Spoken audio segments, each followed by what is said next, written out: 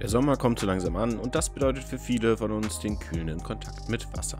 Und während so mancher die teure Uhr zur Schonung lieber am Ufer oder besser zu Hause oder im Hotel zurücklässt, greift der erleuchtete Uhrensammler auf wasserdichte Exemplare zurück.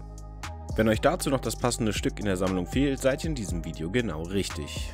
Wir haben uns die brandneuen Kollektionsmodelle der TAG Heuer Aquaracer angeschaut und ordnen sie in diesem Video ein.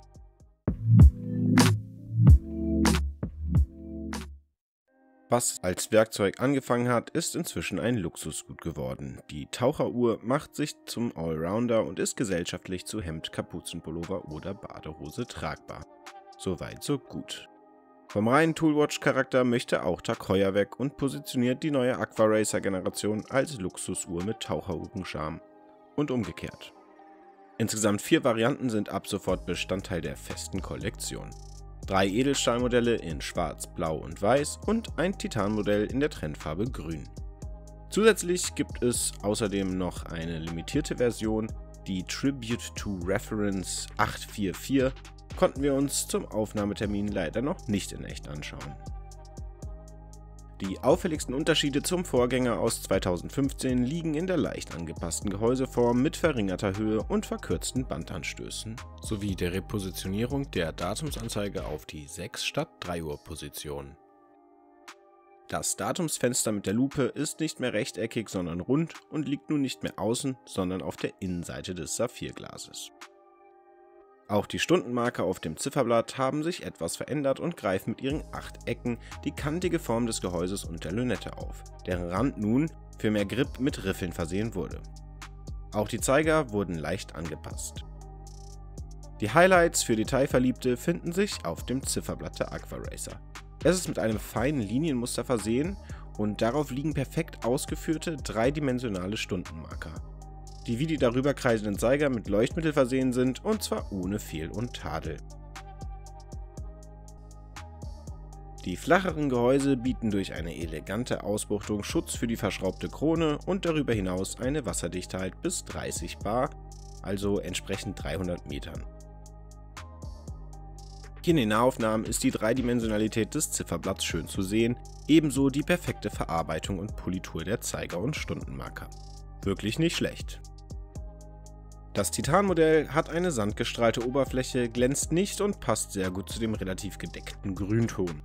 Damit ihr seht, wie Titan und Edelstahl sich in diesem Fall unterscheiden, haben wir die Metallvarianten natürlich auch zum Vergleich nebeneinander gelegt.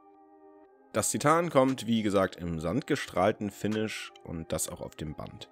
Die Edelstahlversionen dagegen punkten mit gebürsteten Oberflächen, die von polierten Phasen konturiert werden. Auf der Rückseite ist bei beiden Modellen der Taucherhelm eingeprägt und damit bietet die Aquaracer keinen Blick in das verbaute Uhrwerk. Diese verrichten ihre Arbeit unter der Bezeichnung Calibre 5 und dahinter jedoch verstecken sich Serienwerke von ETA oder Sellita. In Zeiten von immer mehr Manufakturwerken ist das nicht gerade das Verkaufsargument. Die Technik und Qualität der Schweizer Werkezulieferer ist aber bewährt und über jeden Zweifel erhaben. Wie beim Vorgänger spielt TAG Heuer auch bei der neuen Aquaracer mit verschiedenfarbigen Leuchtmittel auf Stunden- und Minutenzeiger.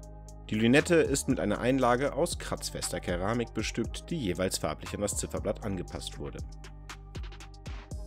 Das neue Massivband ist mit einer Faltschließe mit integrierter Feinverstellung ausgestattet, wodurch sich das Band mittels Zweierdrücker um ganze 15 mm verlängern lässt. Wirklich nicht schlecht gelöst.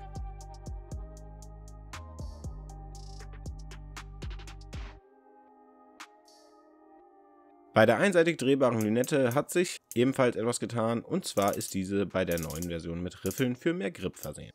Auch wurden die Klickgeräusche beim Drehen genau unter die Lupe genommen und etwas verbessert. Die Bandanstöße wurden verkürzt, um bei der Uhr mit gleichbleibendem Durchmesser von 43 mm einen höheren Tragekomfort auch für kleinere Handgelenke zu gewährleisten. Da hilft eine pauschale Aussage allerdings wenig, wir empfehlen wie immer die Anprobe. Die Krone ist natürlich verschraubt und die Datumsanzeige lässt sich schnell verstellen. Unterm Strich handelt es sich bei den neuen Modellen um verbesserte Aquaracer bzw. um klassische Taucheruhren mit 3 Zeigern und einseitig drehbaren Keramiklünetten. Die TAG Heuer Aquaracer Professional 300 ist aufgrund der Verarbeitungsqualität und Detailreiche ein hervorragender Kompromiss zwischen Luxus und Taucheruhr. Was sagt ihr zum Aquaracer Facelift? Schreibt es uns in die Kommentare. Und wenn euch das Video gefallen hat und ihr mehr informative Uhrenvideos sehen wollt, gebt diesem Video einen Like, abonniert unseren Kanal und schaut doch auch das nächste Video. Vielen Dank und frohes Abtauchen!